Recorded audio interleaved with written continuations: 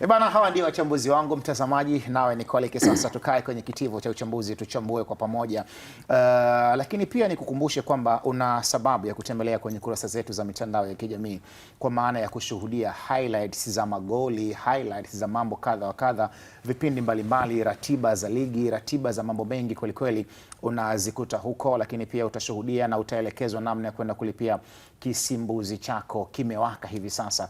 Tembelea ukurasa wetu wa sports kwa maana ya kwenye Instagram pale Azam Sports. Mtembelee pia Lilian Mukulu kwenye ukurasa wake kama ongezee wafuasi binti huyu, lakini pia mtembelee Michael Hiera, anaonekana kuwa na wafuasi wachache sana. Nenda kamfanye awe na wafuasi wengi sana, lakini utembelee ukurasa wangu Hassan Ahmed _ na sasa hivi na kampeni moja, ukinifollow akufollow back.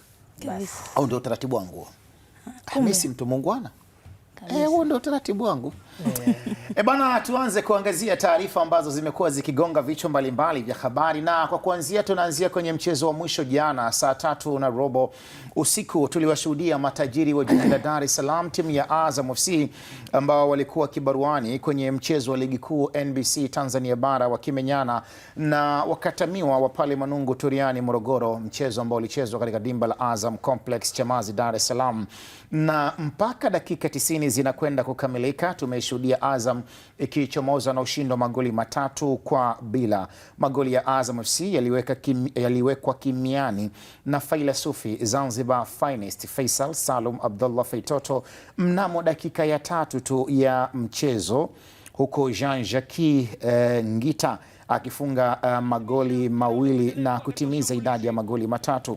Baada ya mchezo huo, Azam imepanda mpaka nafasi ya 5 kwenye msimamo wa ligi wakiwa na jumla ya alama 22, wakati Mtibwa Sugar wakiendelea kushuka mpaka kutoka nafasi ya 5 hadi nafasi ya 7 kwenye msimamo wa ligi. Sasa kwa kuwa binadamu tumeumbwa na kusahau, walau kwa uchache tukajikumbushe kile ambacho jana kimejitokeza uwanja wa Azam Complex pale Chamazi Dar es Salaam. Tumbukiza cross ile, Ngita yuko pale lakini anapishana na mpira ule. Naletwa tena cross, Faisal Salum Abdallah anaongeza idadi ya mabao ambayo ameyafunga msimu huu, ni bao lake la 4 na anakwenda kuwachezesha pale Mamelodi Sundowns. Mtibwa Sugar anaambia miwa imekuja nayo lakini ice cream tunazo. Pascal Gaudens Msindo alilazimisha mpira ule uendelee kuwa katika ushambulizi. Ngita alipishana nao lakini ukaletwa tena na Lusajo Lukaga Mwikenda. Heda ya uhuru kabisa kutoka kwa Faisal Salum Abdallah inawaangamiza Mtibwa Sugar. Wanaendelea pale ambapo waliishia Azam FC. Huyu hapa ni Mamadou Diaby Yoro. Penyezwa pasi ile imekubali. Faisal ataileta, ameileta, iko ndani ya box. Ngita! Wow! Wonderful! Moja kati ya mabao ya ajabu yanashuhudiwa Azam Complex. Kwenye engo ngumu amefanya kuwa rahisi, na hivi ndivyo striker wa viwango anajipambanua katika mazingira ambayo hudhani kama angefanya jambo. Amefanya kile ambacho kimesubiriwa kwa muda mrefu. Yoro Mamadou Diaby aliipenyeza ile. Faisal Salum Abdallah kule alikopikiwa bao alilofunga ndiko alikopika bao lililofungwa na Jean-Jacques Kamanga Ngita. Tayari wamechukua chuma 2 Mtibwa Sugar.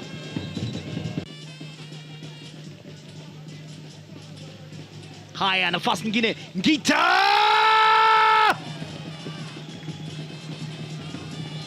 Ni style nyingine ya celebration. Anaambia nimescore, twende hivi. Wow! Maringo alitumbukiza mpira ule, yule ana assist tena. Lusajo Lukaga Mwikenda amekuwa bora. Hii ya mwisho Mtozi sio kwa ubaya. Kama itakupendeza unaweza ukarudia tena tukawa tunalitazama tu bao la Jean-Jacques Ngita, namna ambavyo amefunga na alivyowaduaza wenzake, maana walikuwa wamepigwa na butwa. Mtazame Idi Suleiman Ali Idi Naldo wakati bao linafungwa, alafu Ngita akawa anaonyesha kama ameumia, anaomba ile kutoka, alafu Nado akawa amedua hivi, anamtazama, baadaye akawa anampigia makofi moja kati ya celebration za viwango vya juu kweli kweli, na aina mbili tofauti ya ushangiliaji. Mtizame Nado atakachokifanya hapa. Kwanza hata jinsi alivyofunga goli. Kama hujacheka hapo ulipo, jipige kifuani mara mbili, alafu sema hii ndio Azam TV, burudani kwa wote. Bwana Lilian Mkulu, tuanze kuchambua bao moja baada ya lingine. Azam jana walikuwa kwenye ubora wao kwa hakika. Wamefunga bao dakika ya 3, kisha baadaye tukaona mabao mawili ya Jean-Jacques Ngita. Cha kwanza ni performance bora sana ambayo Azam walionyesha jana kiwanjani. Ndio. Walikuwa wanaweza hata kufunga magoli zaidi ya haya ambayo wamewafunga. Kulingana na namna ambavyo Mtibwa alienda kuikabili mechi. Unajua unapoenda kucheza na timu ambayo imekuzidi, kuna namna fulani unatakiwa uheshimu, ila Mtibwa iliamua kupishana sana na Azam. Ndio maana mara nyingi sana pale Azam ambapo inafanya counter pressing, yani baada ya Mtibwa kupokonywa mpira, ulikuwa unaona namna gani ambavyo walikuwa wanatengeneza mianya au njia kubwa sana. Tazama magoli yote yametoka kwenye runs. Magoli yote ya Azam. Ukianza goli la kwanza, namna ambavyo Pascal Msindo alioverlap akaenda mbele, Mtoza angetokea goli, unaona sasa ni runs ambazo baada wao kupoteza mpira outcome ile tunasema jinsi ambavyo Azam alikuwa anafanya transition ndio ilikuwa sehemu kubwa sana. Bao la kwanza la Faisal. Ya Faisal, yes. Yaani unaona kabisa ni magoli yote ambayo yametokana na transitions. Yaani ingekuwa anarudi nyuma ni Pascal amepokea mpira nyuma. Tazama idadi ya wachezaji ambao walivyokuwa wamesimama katika box. Wako totally scattered. Niyo ndio tunasema kwamba inawezekana ilikuwa ni dakika za mwanzoni kabisa. Nitegemea kuona kwamba wanarudi at least wanarudi katika kukaba ile kwenye at least kwenye low block au mid block, kwa sababu tunasema depth au ubora wa Azam huwezi kukompea na ubora wa Mtibwa, ila walikuwa very open, waliamua kupishana na Azam na Azam akaweza kuitumia ile kama njia ya kuenjoy mpira. Kwangu Azam walikuwa very superb kwenye kufanya transition, yani zile counter pressing, yani counter attacks, yani kwamba baada ya Mtibwa kupoteza mpira ile outcome ya pili Azam alikuwa anaifanya vizuri sana. Sawa, hiyo ni kwa upande wa bao la kwanza. Vipi utulivu wa Faisal Salum Abdallah Feitoto? Pengine una cha kuzungumza kocha Michael Hiera. Faisal anafunga bao akiwa peke yake, hakuna mchezaji yeyote ambaye alikuwa na mgasi, hakuna mchezaji yeyote ambaye alikuwa na mzonga, hakuwa na mazonge, amefunga kwenye utulivu wa kiwango cha juu. Mithili ya aliyekuwa anatunga uzi sindano wakati wa usiku wa giza.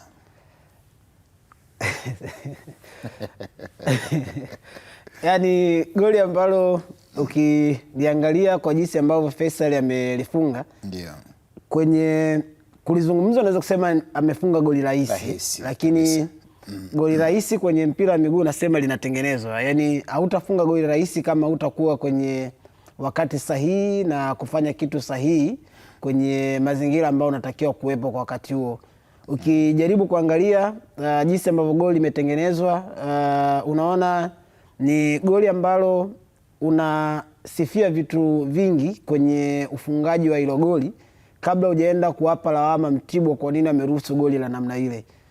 Switching ya kwanza ambayo ilifanyika katikati mwa kiwanja, nafikiri ni James Akaminko ambaye aliupiga mpira kwa Msindo, ndio ambapo goli ilianza kupatikana hapo kwenye hiyo pasi ambayo inapigwa.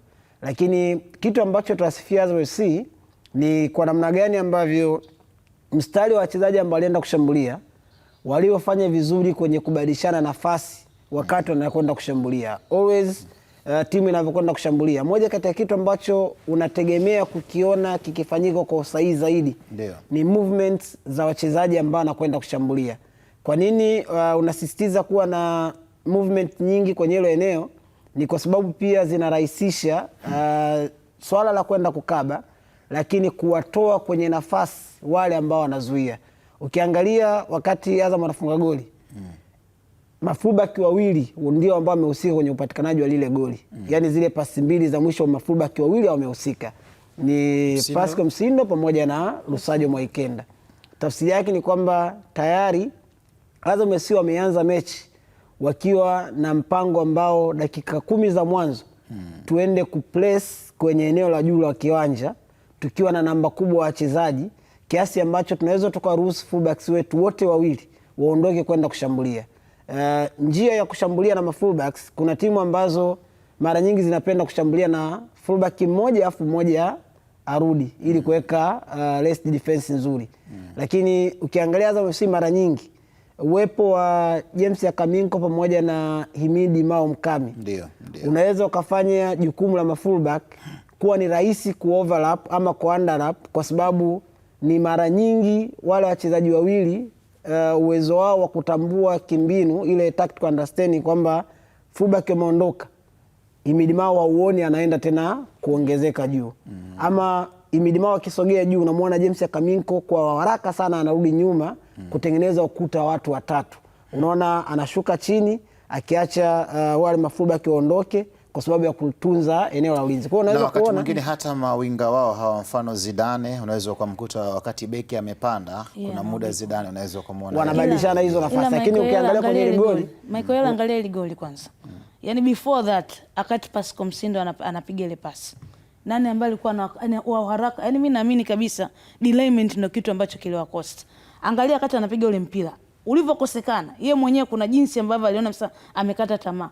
Kuna mchezaji alikuwa anaweza kuwahi mapema, ila aliintercept kwamba ule mpira unatoka nje na Lusajo akaenda kuwin. Kwa lazima kuna kauzembe pale kapa. Sasa ndio maana nikokwambia unaanza kwanza kuizungumzia timu ambayo imescore, alafu pili ndio unarudi kwenye timu ambayo imeconcede goli.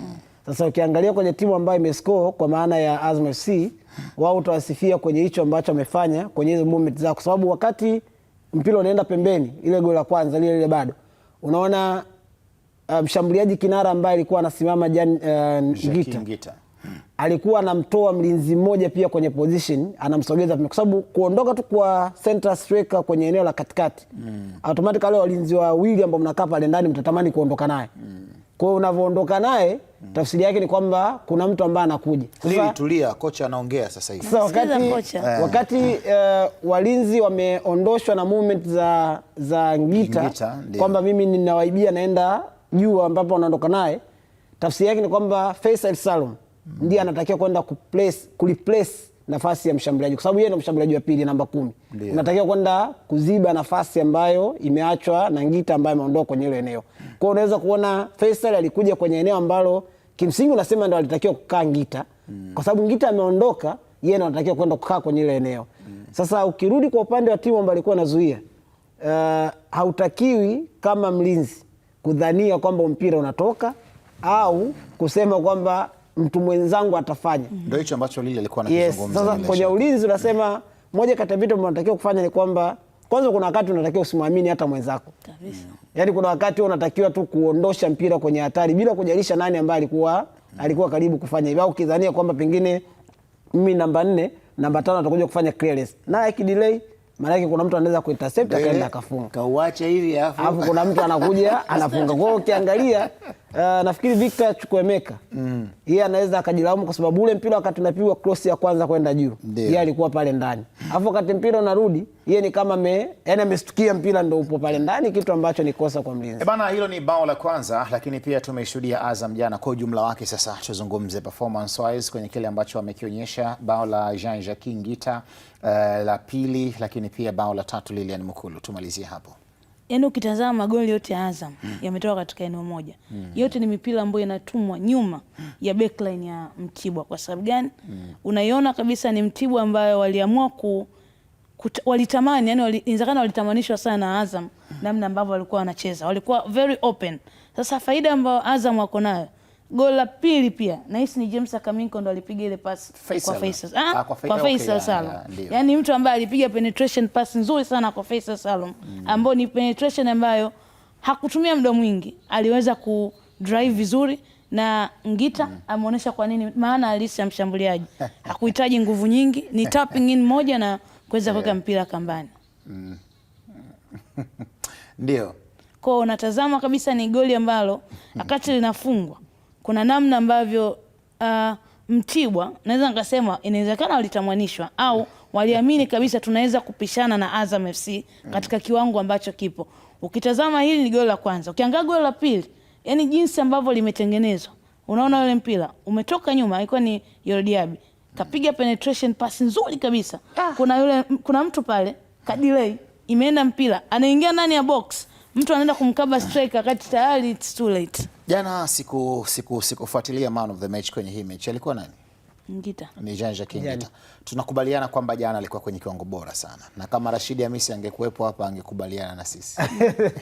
Alikuwa kwenye kwanza Rashid kwamba amchague mchezaji wa Mtibwa kwa sababu ya hisia zake au mchezaji bora kwenye mechi, jambo ambalo haliwezekani. Uhalisia unabakia kwa hivyo. Kwenye kile ambacho Ngita alikifanya, kufunga goli la kwanza ile ambalo alifunga, lakini unajaribu kuangalia pia goli la pili ambalo alilifunga, pengine kwangu goli la pili ndio lilikuwa na sana nzuri sana kwake kuliko hili la kwanza. Unajua hili kalipa ubavu. Of course hili amelifunga kwa sababu nasema amescore na touch yake ya kwanza tu, ile ya kwanza mpira umefika ameufunga. Lakini goli la pili kuna vitu vya kikatili sana ambavyo alifanya Rashid yuko wapi Rashid? Aichambue Mtibwa kwa hisia. Ndio yuko na Mungu. Yupo na Mungu. Anasubiria mechi ya Namungo leo. Ukiangalia kwa mfano Simba dai chini tuongea naye. Hawezi kumpigia hewani? Siwezi. Hawezi. Ndio Bizubel tungejaribu. Ukijaribu kuangalia kwa mfano Ngita alichokifanya kwenye goli la tatu. Ilikuwa ni tayari benchi la ufundi la Mtibwa nilikuwa najua kwamba eneo lao la ulinzi lina makosa mengi ambayo yana commit kwenye mechi kwa ujumla wake. Hapa kweli kafanya vitu. Kwa sababu hapa ndo alikuwa wamemtoa Oscar Masai. Ameingia Eric Kiaruzi Mopa kwenye eneo la center back. Na ni ngumu sana kwenye mechi kumtoa center back, unajua. Yaani sio rahisi kufanya substitute kwenye eneo la center back akaingia mtu mwingine.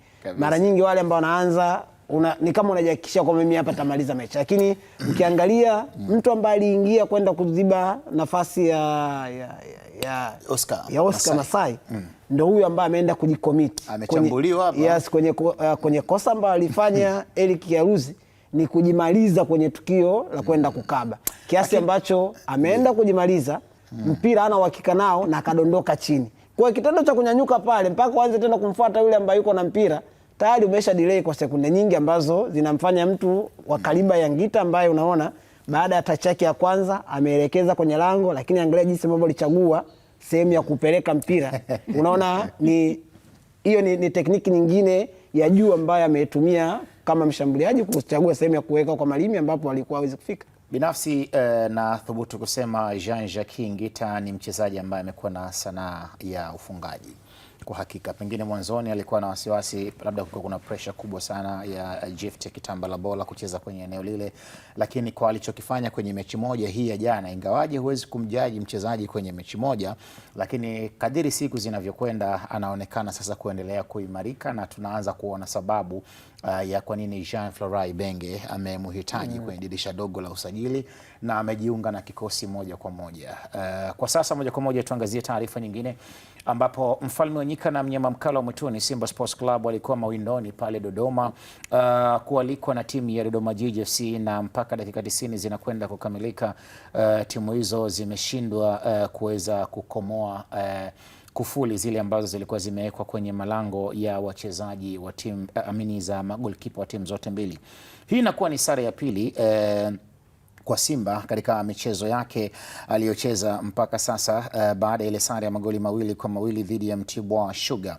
Simba imesogea hatua moja kwenye msimamo wa ligi ikiwa nafasi ya 3 baada ya kucheza michezo 10, alama 23, wakati Dodoma Jiji wanasalia katika nafasi ya 6 kwenye msimamo wa ligi kuu ya NBC. Jana ilikuwa ni moja kati ya mechi nzito kwelikweli, na mechi ambayo Dodoma ilionekana dhahiri kwamba walikuwa wanahitaji sare tu katika mchezo huu. Karibu sana Lilian Mkulu. Cha kwanza mimi natamani nitoe heko kwanza kwa kocha Dodoma Jiji Amani Josia. Kwa nini nasema heko? Najua ukitana na timu kubwa ukaamua kucheza katika staili ya kujilinda, hakikisha uwatengenezee mianya ya wao kuweza kuliona lango lako mara kwa mara. Yes, Simba kuna nyakati walikuwa wanatazama wanaliona lango la Dodoma Jiji, ila sio katika ile clear, kwa ule clear wa kutosha. Walikuwa wanaweza kucheza na idadi kubwa sana ya namba katika eneo lao la ulinzi, na hiyo iliwapa wakati mgumu sana Simba kuweza kwa outnumber. Yes, kuna wakati unaitazama Simba bado kuna sema individuality nyingi sana au kutokuwa na timu, kwa sababu kuna nafasi nyingi sana ambazo walizitengeneza, ila ndio ile kwamba kila mmoja anatamani kuingia kambani. Wamekosa nafasi nyingi sana katika mchezo huo, ila lazima umsifie Mgore. Amekuwa ni goalkeeper mzuri tangu akiwa Biashara United hadi inaposhuka na mpaka kujiunga na Dodoma Jiji. Unajua hivi sasa kitu ambacho amekifanya Manjosia ni ukicheza vizuri unapata nafasi ya kucheza. Nakumbuka wakati ligi inaanza alikuwa anaanza Ali Salim, ila Mgore alivyorejea katika lango unaona ubora ambao anaonyesha. Faida nyingine ambayo lazima tuikubali ni namna ambavyo mabeki wawili wa Dodoma walivyokuwa wanacheza. Walikuwa hawaiachi eneo lao tupu. Mara nyingi unaweza ukamwona either Banda na mwenzie, yani hawapiani nafasi ya kutosha, kwamba tunafahamu kabisa na timu kubwa kwamba kila mmoja anakuwa msaidizi kwa mwenzie. Kwa hiyo ilikuwa ni mechi nzuri na ni mechi ambayo ni haki kwa timu zote mbili kugawana alama moja kulingana na style ambavyo timu zote mbili zimecheza. Dodoma ilionekana kufurahia zaidi matokeo yale ambayo wameyapata hii era. Imechagizwa na nini? Wewe ungekuwa kocha wa Dodoma au ungekuwa sehemu ya watu wa Dodoma, ungefurahi usingefurahi? Mimi singefurahi. Si uwanja wangu wa nyumbani. Umecheza na timu gani? Simba. Simba Sports ambao malengo yao kwenye msimu ni nini? Kwani wewe malengo yako nini? Kubaki ligi. Na wao kuchukua ubingwa. Hapana. Mimi nakwambia wewe Dodoma waambia atachukua ubingwa. Sisemei malengo ya timu ya timu pinzani kaka. Mimi nakwambia nivutie kwangu. Mimi nakwambia kwa sababu afu kingine kilichofurahisha Dodoma ni kwamba historia pia ilikuwa inawabana sana. Mechi 10 zote ambazo wamecheza hawajai hata kupata hiyo sare.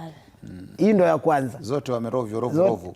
Basi umesema moja ametembeleshwa Tebwele. Sasa kwa nini usifurahia hichi kidogo ambacho umepata? Mimi sijui, ndio nauliza. Kwa sababu usiposhukuru kwa kidogo, wewe kikubwa utakishukuru. Ya Dodoma amefurahi jana. Sasa kwa nini asifurahi? Ndio maana nakwambia kama mechi 10 zote mambo ya ahadi. Inawezekana haya yote kwenye mechi kama hizi lazima. Yaani lazima mtakuwa motivated kutokea nje kwamba bwana hii mechi mkipata sare milioni hizi hapa, mkishinda milioni hizi hapa. Mkipambana tutajua tunawasaidiaje, lakini matokeo mawili watu wanayasubiria. Kwa ile furaha na vitu vingi sana. Ile na mambo mengi. Yaani kwanza tumevunja ule mwiko kwamba tunafungwa sana na hawa Simba Sports. Lakini cha pili lazima mifuko itakuwa imefurahi. Nini ambacho kimewafanya Dodoma Jiji jana kupata sare kwenye mchezo huo? Tunathubutu kusema walikuwa bora maana yake, sio? Mpango mzuri sana. Kucheza dhidi ya Simba sio kazi rahisi, na sio rahisi pia kupata matokeo ambayo ameyapata.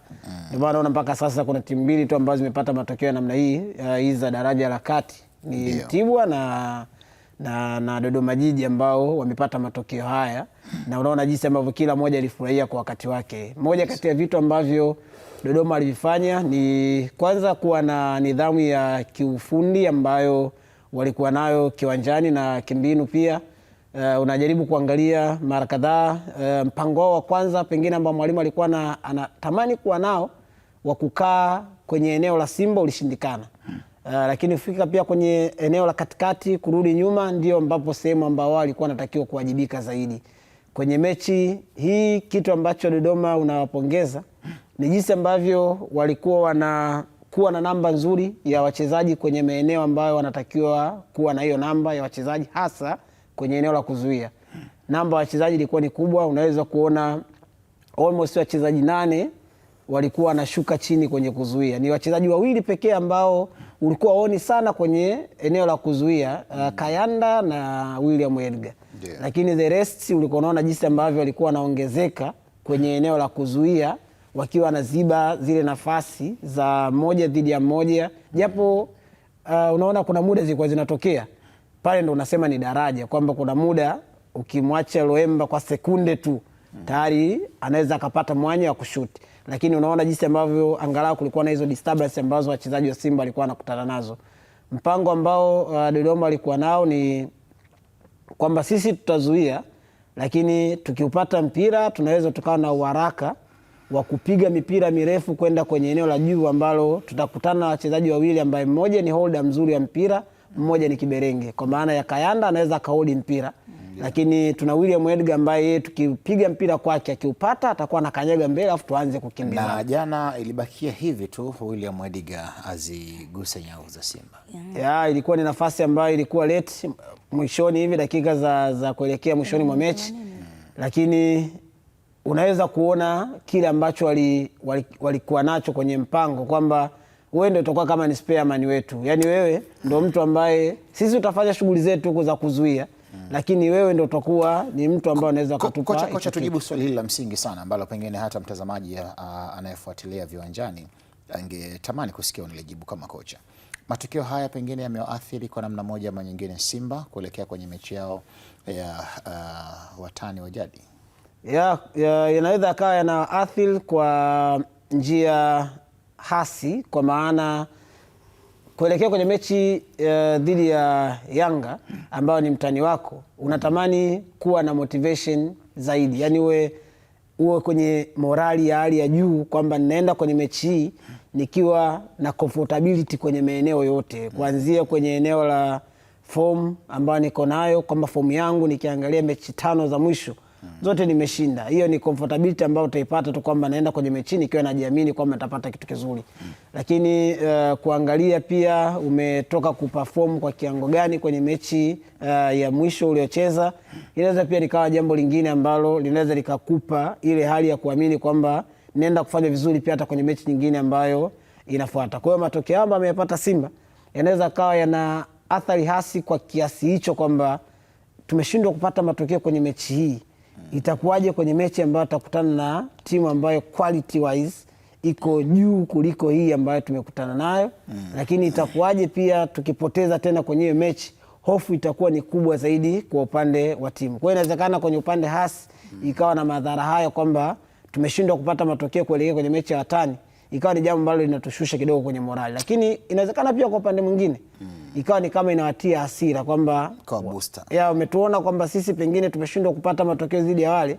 Inawezekana wapinzani kwenye akili zao kuna kitu kama kinapungua hivi. Kuna baadhi zile za concentration zile kazi zinapungua kwamba si wajiwafunga wale, basi na sisi tutaenda na mwendo mzuri, kwamba sisi kwa sababu tuko kwenye form nzuri tutaenda kwenye mechi tutapata matokeo mazuri. Kwa kama wapinzani pia watatumia hiyo kama weakness afu wakashusha baadhi ya vitu hasa kwenye concentration na kuifanya mechi kuwa kwenye intensity hali ya juu, inawezekana pia Simba labda akasema sasa huu ni wakati wetu wa kuamka na kuwafuta machozi wale ambao walikuwa wanaona pengine hatupo kwenye wakati mzuri. Mimi natamani kuongeza kitu. Karibu. Before mechi haijaisha, kwenye dakika takriban ndio mechi imeisha, filimbi.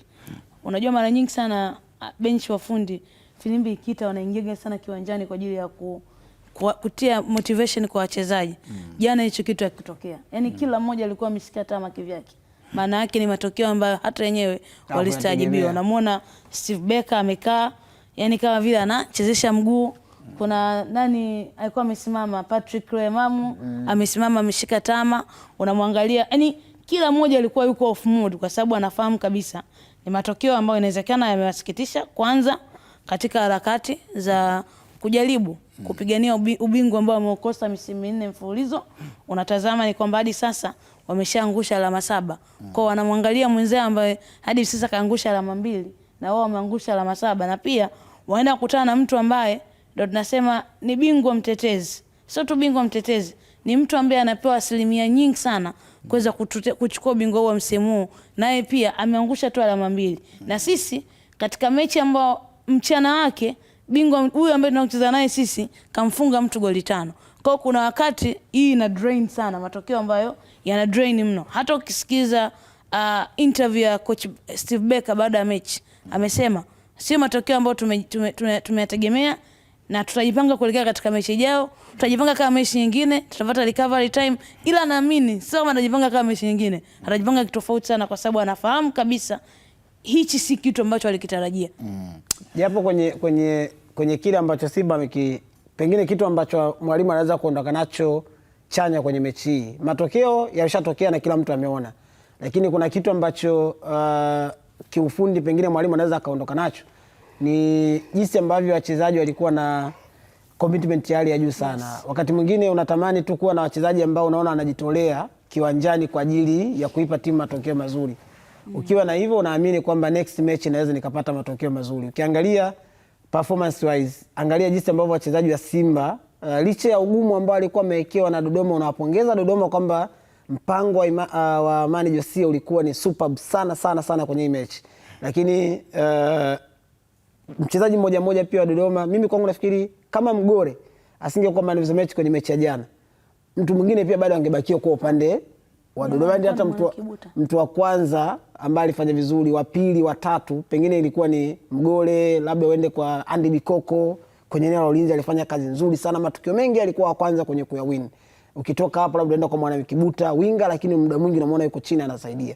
Lakini kwa upande wa Dodoma naweza kusema hii ni mechi ambayo tumeimaliza vizuri hivi, kwamba performance ilikuwa ni nzuri sana na mpango umeenda vizuri. Lakini kwa upande wa Simba licha kwamba wamepata sare, lakini nafikiri mwalimu anaweza akachukua kitu kimoja chanya kutoka kwa wachezaji wake, kwamba walikuwa wamejitolea sana kiwanjani. Commitment yao ilikuwa ni kubwa sana. Ukitaka kupima wakati mwingine commitment ya wachezaji, angalia hata wakati ambao Dodoma wanatumia ile Mbwaduki anasema anti football activities uwanjani. Yaani matukio ambayo sio ya kimpira tena, kwamba limetokea tukio mchezaji kalala dakika nyingi yani zinapita. Sio dakika 90 tena ambazo zinachezwa. Yani kuna matukio yanacheza 75. Unaona mnacheza dakika chache sana. Kwa hiyo yale matukio ambayo yanatokea, angalia jinsi ambavyo wachezaji walikuwa na demand. Wachezaji hasa wachezaji wa Simba kwamba yani mbona kama mnatupotezea muda afu sisi bado tunaweza kupata kitu kwenye hii mechi.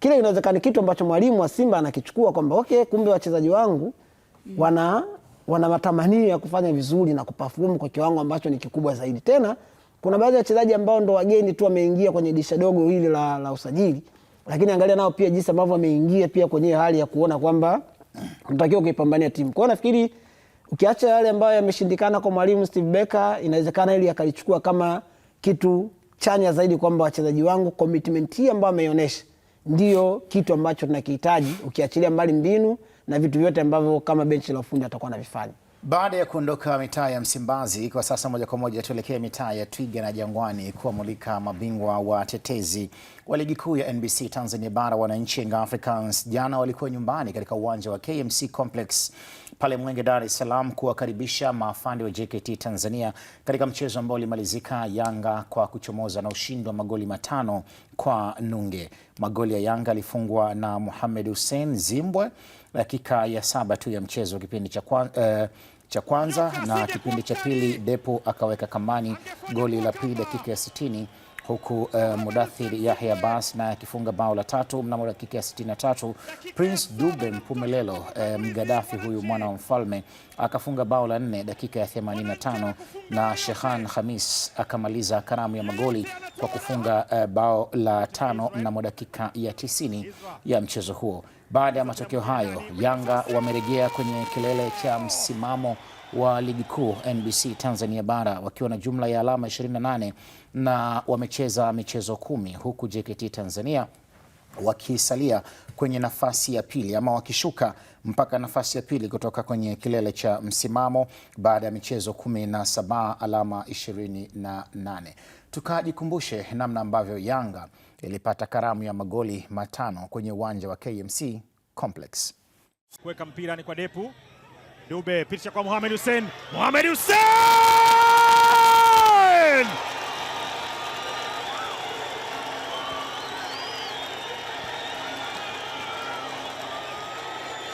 Nyoka asingekuwa mkali, angefanywa kuwa kamba. Mohamed Hussein Zimbwe,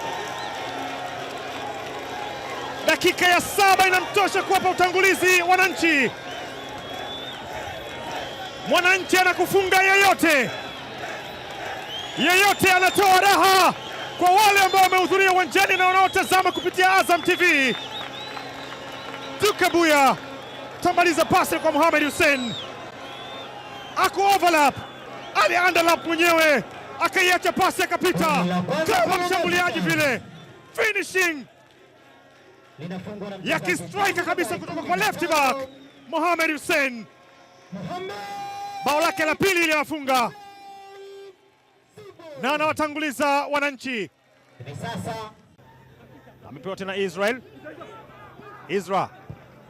anaingiza mpira mwingine ndani kwenye nafasi.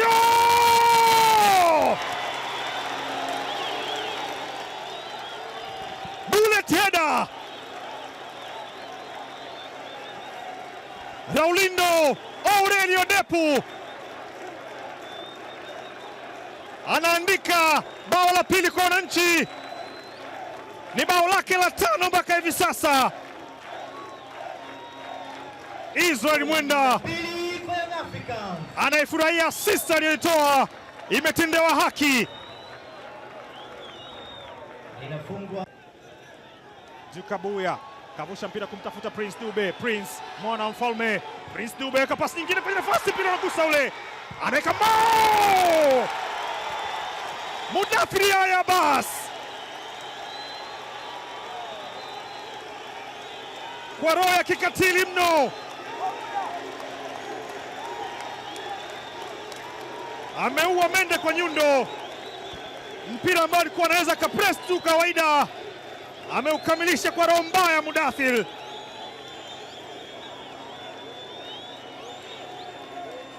Yamefanyika makosa na JKT wanaipata adhabu.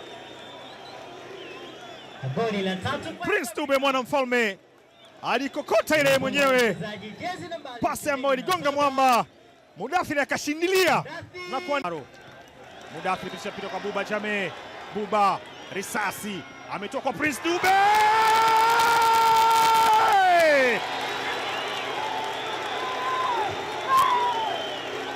muuaji anayetabasamu,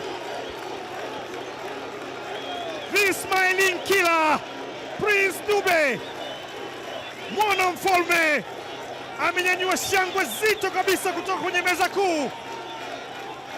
Anashukuru kwa ambacho amekipata. Bao la 4 kwa Yanga linafungwa na mchezaji jezi nambari 29 Prince Dube. Alipambana sana kupata nafasi. Buba Jammeh anaweka asisti kumpa bao lake la 5 msimu huu Prince Dube. Wanapoteza mpira kwa Izra. Mwenda anavusha mpira kwa Shehan. Shehan!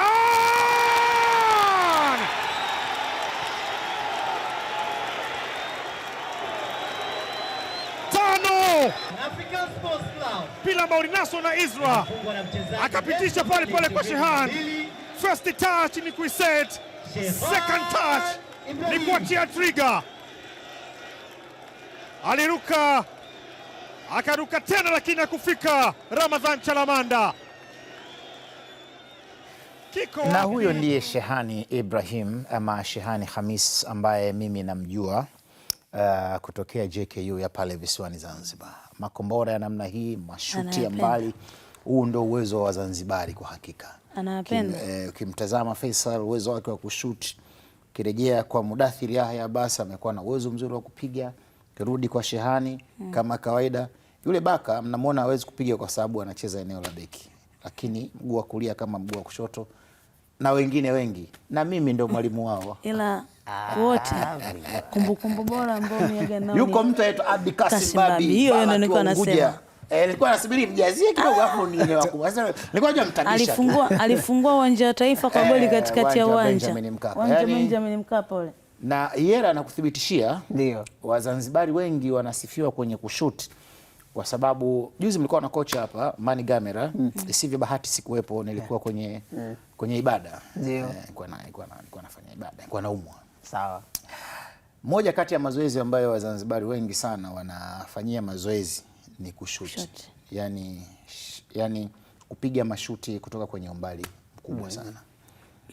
Hiyo naamini kwa sababu mimi unajua ni mfuataji mzuri wa ligi ya Under 20. Kweli Wachezaji wengi ambao wanapiga. Wengi na wachezaji ambao wanatoka Zanzibar. Mimi nakuthibitishia hilo kwa sababu mimi si ndo shughuli zangu hizo. Yaani mimi leo singekuwa mtangazaji. Ningekuwa kuchambua wewe. Mnanichambua. Hakika mlikuwa mnanichambua. Yaani tazama wachezaji wote, yaani asilimia kubwa sana ya wanaotoka na waliocheza hiyo level, kuanzia Juvenile, Junior, Center kisha ndio kwenye Premier League. Maana unavyozungumzia Juvenile ni watoto kuanzia miaka 7 mpaka kwenye miaka 13, 14, wanakuja kwenye hiyo Junior kuanzia 14 mpaka kwenye 16, 17. Unatoka hapo unakwenda kwenye Center kuanzia miaka 18, 20, alafu ndio unakuja kwenye hizo timu za wakubwa. Wote wachezaji wote ambao wamepata hiyo nafasi ya kukuzwa kwenye hayo makuzi ya hatua kwa hatua. Ukienda pale Mouse Tune saa 6 mchana unakuta pale Zanzibar. Saa 4 asubuhi watu. Yaani Zanzibar sasa hivi hapa tunapoongea watu wanautwanga sasa. Tena sio eneo moja. Yaani nenda Makunduchi watu wanacheza mpira. Nenda Jambiani watu wanacheza mpira. Nenda Nungu watu wanacheza mpira. Njoo Stone Town sasa.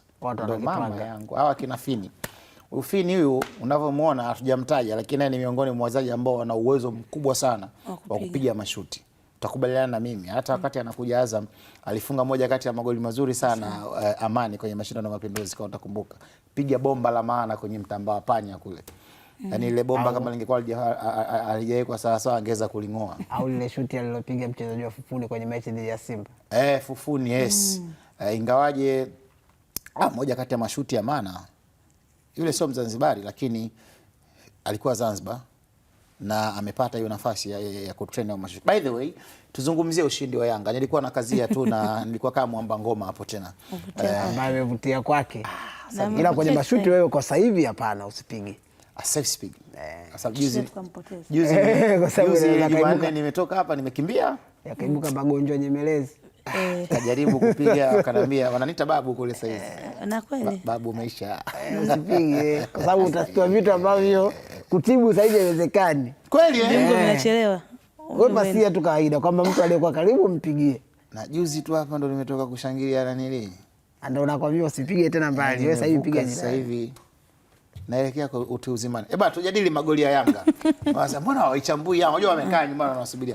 Haya, nianze na wewe Lilian Mukulu. Performance ya Yanga kwenye mechi ya jana. Karibu sana. Hivi ndo maana timu ambaye anatetea ubingwa wake au anapambana kutetea ubingwa wake anachofanya. Ndio. Katika mechi 10 Young Africans anafunga magoli 27. Katika mechi 10 anaruhusu goli 2. Sio kazi ndogo maana yake. Hii ndo maana ya timu ambayo ni title contender.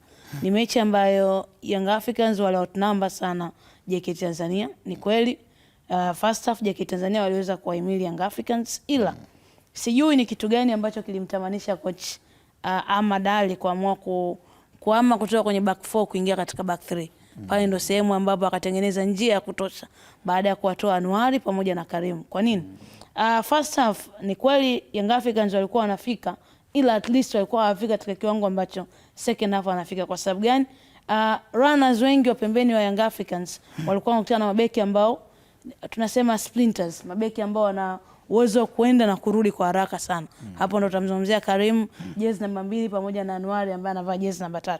Walikuwa na wachezaji ambao walikuwa wanapanda, ila walikuwa ni very quick kurudi. Unaona msanii ni mtu ambaye alikuwa ni rahisi sana kwenye kurudi katika kuziba ile mianya. Sasa walipotoka, unamtazama Makame, si mtu ambaye ana pace kubwa sana, anatakiwa acheze na mtu kama Prince Mpemelo Dube. Ndio hili ambalo linazaa goli la pili. Ni sehemu ambayo ni makosa ambayo alikuwepo, ni mistakes ambazo zinatokea. Inawezekana baada ya kuona akahisi kabisa kwamba anaweza kupishana na Young Africans, akasahau kwamba anaanza na timu ambayo kwangu mimi naita ni pai la soka Tanzania.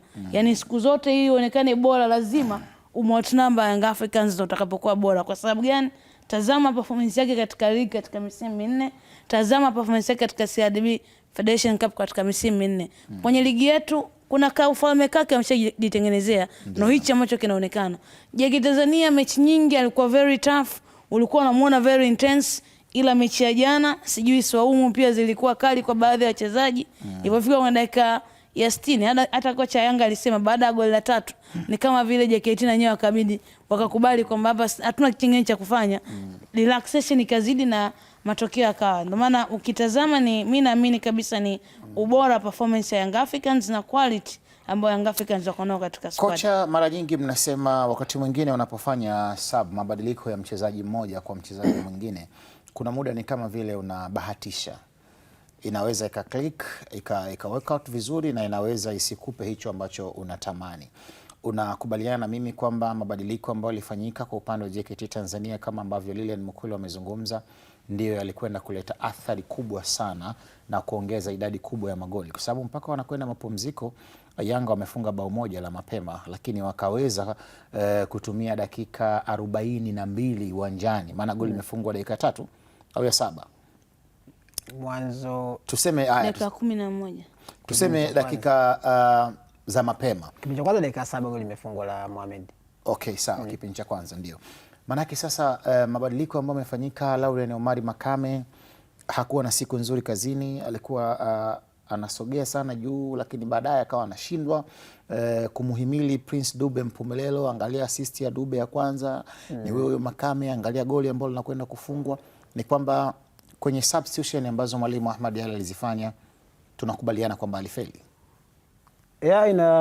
Inathibitishwa na kile ambacho kilitokea hasa kwenye second half, kwa sababu ndio wakati ambao timu ilikonsidi magoli mengi zaidi kuliko vile ambavyo ilikuwa kwenye kipindi cha kwanza. Ndio. Japo kwenye kile ambacho alikifanya mwalimu Ahmad, nafikiri alikuwa anajaribu kuona jinsi gani ambavyo anaweza kukabiliana zaidi na Yanga kutokana na kile ambacho alikiona kwenye first half. Ukiangalia first half Yanga walikuwa hawaoneshi kuwa na uhatari sana kwenye maeneo ya pembeni ambako alikuwa anacheza Maxi pamoja na Allen Okello. Kwa hiyo mwalimu alikuwa na pengine afikiri kwamba kwa sababu hilo limefanikisha kwenye kipindi cha kwanza na huoni kama kuna uhatari ambao unatokea huko, basi naweza nikawa na wachezaji ambao wanaweza wakawa wanatokea kuanzia mstari wa katikati kwenda kwenye kushambulia pale ambapo nitakuwa na mpira ndio na namba kubwa ya wachezaji.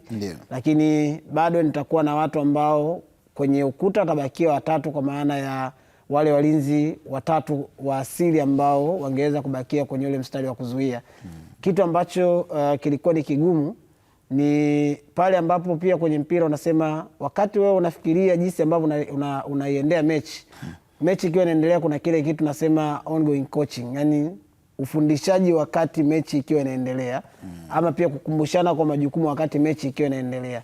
Sasa kilichokuja kutokea ni kwamba wakati JKT wamehama kutoka kwenye kuzuia na watu wanne kwenda kuzuia na watu watatu, ndio wakati ambao Yanga nao pia alifanya mabadiliko ambayo yalienda kuvuruga pengine kile ambacho mwalimu Ahmad alikuwa anategemea pengine kukiona. Alivyoingia Damaro Kamara, ndio wakati ambao ulimuona Prince anatoka kwenye eneo la ndani anaenda kwenye eneo la pembeni, lakini kukaongezeka watu wawili ambao walikuwa anapewa uhuru zaidi wa kutembea kwenye eneo la juu la kiwanja, kwa maana ya Mudathir pamoja na Duke Abuya. Kwa nini alikuwa anapata uhuru? Ni kwa sababu tayari nyuma kulikuwa na bima ambao alikuwa anaiamini kwamba Damaro akiwepo kwenye eneo la kiungo sio mtu ambaye anaweza kutamani kuondoka kwenye ile eneo kwa muda mwingi. Kwa hata kama sisi tutaenda kwenye maeneo mengi ya kiwanja, bado eneo la katikati litakuwa na mtu ambaye atakuwa anatuzuia. Lilian, walau kwa nusu dakika, matokeo haya kwa wananchi Young Africans na wanakwenda kwenye dabi ya Kariakoo dhidi ya Simba yana maana gani? Ni matokeo mazuri. Cha kwanza yamemrejesha katika namba ambayo alitamani, amerejea katika nafasi ya kwanza katika ligi, na ukitazama mechi iliyopita dhidi ya Namungo, namna ambavyo alicheza na namna ambavyo mza mechi ya JKT Tanzania, inaonyesha kabisa kwamba yani kuna positive changes ambazo zimeonekana katika style of play. Kwa hiyo ni matokeo ambayo yanaonyesha kwamba wanaonyesha kwamba wako bora na wako tayari kwa ajili ya mechi ya dabi. Kwa hiyo ni positive results kwao, ni matokeo ambayo yanafurahisha, ni matokeo ambayo yanatupunguza ile tension kuelekea katika mechi ya dabi. Unafahamu namna gani ambavyo hii mechi ilivyokuwa muhimu kwa Young Africans kuendeleza kile ambacho wamekifanya kwa miaka takriban 3 mfululizo. Hayo yalikuwa ni ya wananchi Young Africans dhidi ya JKT Tanzania. Tunaondoka hapo, tunakwenda kutazama taarifa nyingine ambazo bado zinagonga vichwa mbalimbali vya habari za michezo hapa nyumbani Tanzania. Ligi kuu ya NBC Tanzania bara inatarajiwa kuendelea tena hii leo kwa michezo miwili kuchezwa katika viwanja viwili tofauti hapa nchini. Mchezo wa mapema zaidi utakuwa ni kwa Fountain Gate FC kuwakaribisha kama sio kualika TRA United saa 10 kamili za jioni katika dimba la Black Rhino pale Karatu mkoani Arusha. Fountain Gate iko nafasi ya 15 kwenye msimamo wa ligi kuu ikicheza michezo 13, alama 12. Upande wa TRA United wao wako nafasi ya 12 wakiwa na michezo 12 ambayo wamecheza, jumla ya alama 13. Leo ni siku nyingine ngumu kwelikweli kwa timu zote mbili. Lakini mchezo mwingine wa hapo baadaye utakuwa ni wa Uwaji wa Kusini, the Southern Killers, timu ya Namungo FC wakiwa katika uwanja wake wa nyumbani wa Majaliwa Stadium, wakiwa alika wakulima wa Alizeti, timu ya Singida Black Stars kuweza kukutana nao, na mchezo huu utachezwa saa 1 kamili za jioni. Michael, tuanzie kwenye mchezo wa Fountain Gate ambao watakuwa nyumbani kwenye uwanja wa Black Rhino pale Karatu Arusha dhidi ya timu ya TRA United. Karibu sana, na wakati huo tutapita pia kuziangalia takwimu. Yaani wakati unaielezea hiyo mechi tutakuja kuangalia na takwimu pale, kama mtozi itampendeza atuwekee na hizo takwimu ili uweze kucheza nazo. Fountain Gate dhidi ya TRA United nafikiri ni mechi nyingine ambayo ni ya tofauti, na ukiangalia kwa Fountain Gate takwimu zao kwenye msimu huu mpaka sasa kwenye mechi 13 ambazo wamecheza, wameshinda mechi 3 na sare kwenye michezo 3. Ndio. Wamepoteza mechi 7, wamefunga magoli machache sana, magoli 5. Na timu imefungwa magoli 14 wakati ambao imekusanya alama 14 kwenye hizo mechi ambazo wamecheza nafasi ya 12. Unaweza kuangalia nafikiri kwenye ushindi, kama umeshinda mara 3 na sare 3, baada unavuna alama 12 badala ya alama 14 ambazo zimeandikwa pale. Lakini so far ukijaribu kuangalia form wise, sio timu ambayo inakushawishi kwamba ina form nzuri kwa sasa. Kuna wakati ambao Fontaine unaweza kusema alikuwa na form nzuri pengine, lakini kwa sasa sio kwamba ana form ambayo ni wow performance kwenye mechi ambazo amecheza hivi karibuni. Kitu ambacho kinaenda kuwa kigumu kwao ni kwamba wanakwenda kucheza dhidi ya TRA ambao nao pia wako kwenye form nzuri, lakini unaweza kuona pengine katika kipindi cha hapa karibuni, moja kati ya vitu ambavyo mwalimu Etienne alikuwa anavilalamikia ni kutokuwa na wachezaji ambao yeye alikuwa anatamani kuwa nao kwenye kikosi. Sawa. Hasa baada ya kuwa wamesajiliwa vizuri kwenye proposal yake, lakini hakuwa na access ya kuwatumia kwa sababu alikuwa anakosa vibali vya kuweza kuwatumia. Good luck, wameanza kutumia kwenye mechi ya CRDB Federation Cup. Ndio. Pengine unaweza kuona mabadiliko kuanzia kwenye eneo la kushoto ambako alikuwa anacheza Chuku Salum, lakini yuko mchezaji ambaye alipita Simba, yule Nouma. Valentin Nouma ambaye kwenye mechi ya CRDB alicheza na alikuwa ni mmoja kati ya wachezaji ambao alikuwa na performance nzuri. Maana yake ni kwamba kwa baadhi ya maeneo unaona mwalimu anaanza kupata tiba, pengine kama yule ambaye alikuwepo mwanzo hajempa kile ambacho alikuwa anakitaka, basi tumkuletee mchezaji. Sio tu mchezaji wa kawaida, ni mchezaji ambaye daraja lake amepita kwenye klabu kubwa, amepita Simba Sports Club, tayari unasema amewahi kuitwa kwenye national team. Basi tuone hiyo material ya namna hii unawezaje kuitumia ili uweze kusaidia kwenye kupata matokeo na kufuta hiyo fomu mbaya. Lilian, upande wa pili wa shilingi ni mchezo mwingine ambao the Southern Killers wanakuwa nyumbani katika uwanja wa Majaliwa pale Ruangwa mkoani Lindi, wao wakiwalika Singida Black Stars. Ni mechi ngumu sana kwa Namungo kulingana na performance ambayo wamekuwa nao hivi karibuni. Na wakati huo pia Lilian utacheza na hizi takwimu ambazo unaziona hapo kwa upande wa Namungo ambazo mtozi atuwekea. Mechi ya mwisho Namungo alipoteza dhidi ya Young Africans. Ila before hapo mechi ambayo iliumiza watu kichwa ni mechi yao dhidi ya Tanzania Prison, makosa ambayo yamekuwa yakifanyika. Namungo kumekuwa na individual errors nyingi sana. Kwa mfano katika mechi zao 2 za mwisho penalty ambazo wameconcede ni penalty ambazo unaona kabisa ni makosa ya either delayment. Wanakutana na Singida Black Stars ambaye hivi sasa anakusanya alama. Nafahamu kabisa vita kule juu sio nyepesi. Unaangalia the likes of JKT anachokifanya, unatazama namna ambavyo timu nyingine zilizokuwa katika msimamo wa ligi zinavyofanya. Kwa ni kila mechi inavyochezeka wanatamani kwenda kuchukua alama 3 ili kuweza kujenga katika sehemu sahihi. Kama Namungo anatamani kuweza kupata matokeo ni kuanzia pale ambapo walikifanya katika mechi ya Young Africans. Sawa bwana. Wakati huo Michael Yera anakukumbusha kwamba Tanzania Prisons imeweza kumfuta kazi aliyekuwa kocha wao mkuu Jana. Taarifa umeipata Nimepata ni maamuzi mazuri. Zedekia Evans Otieno anaitwa Ziko maarufu. Moja kati ya nyota wa zamani wa Gor Mahia Kogalo na ashakuwa nahodha wa timu ya taifa ya Kenya. Moja kati ya watu ambao wana wasifu mkubwa sana kwenye soka la Afrika Mashariki. Ndio. Moja kati ya walimu pia ambao wana wasifu mkubwa sana kwa ligi ya Kenya. Lakini isivyo bahati kwa Kiswahili sio? Ameshindwa kutamba akiwa na Tanzania Prisons. Bana, nakushukuru sana Michael Hiera, lakini pia asante Lilian Mkulu. Ulikuwa wakati mzuri sana hapa, tumechambua na kudadavua